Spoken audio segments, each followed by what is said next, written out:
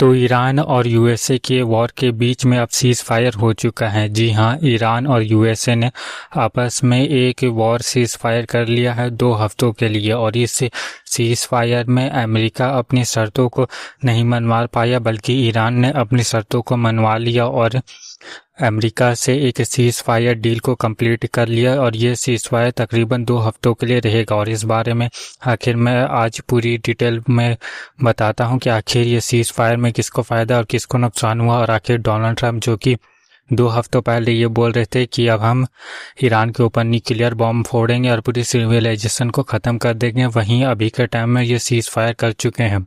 तो स्वागत है आप सभी का मेरे यूट्यूब चैनल में। पहले मेरे यूट्यूब चैनल को सब्सक्राइब कर ले।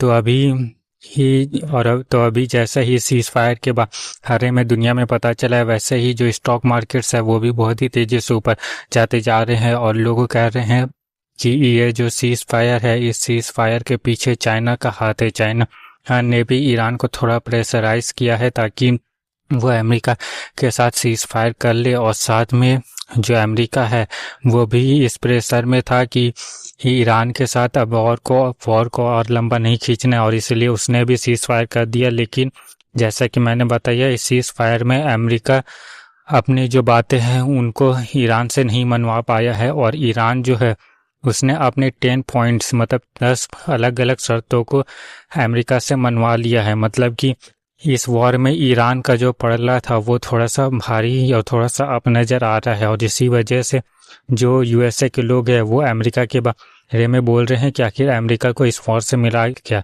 अमेरिका इस वॉर में गया, कई लंबे टाइम तक इस वॉर से लड़ा, कई सारे लोगों की जाने गई, कई सारा बिलियंस ऑफ डॉलर्स और सैटेलाइट्स और रेडार सिस्टम्स नुकसान हुए। लेकिन इसके बाद भी अमेरिका ईरान से कुछ भी हासिल नहीं कर पाया, कोई भी शर्त तक नहीं लगा पाई, और बिना किसी शर्त के अमेरिका को सीज फायर करना पड़ा। और हालांकि ये जो सीज फायर है वो as a permanent ceasefire नहीं है। 2 हफ्तों के बाद फिर से वॉर शुरू हो सकती है, क्योंकि यह सिर्फ 2 हफ्तों का ही सीज फायर है।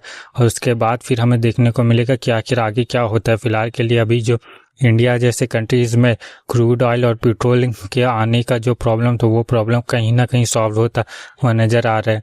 अभी जो क्रूड ऑयल है वो $110 से प्रति बैरल तक पहुंच गया था, जो कि काफ़ी ज़्यादा हाई था, जिसके वजह से बहुत सारे क्राइसिस भी देखने को मिल रहे थे। लेकिन अब ये जो क्राइसिस है वो आने वाले टाइम में कम हो जाएंगे, क्योंकि जो सीज फायर है वो कंप्लीट अभी 2 हफ्तों के लिए फ़िलहाल से लगा हुआ रहेगा।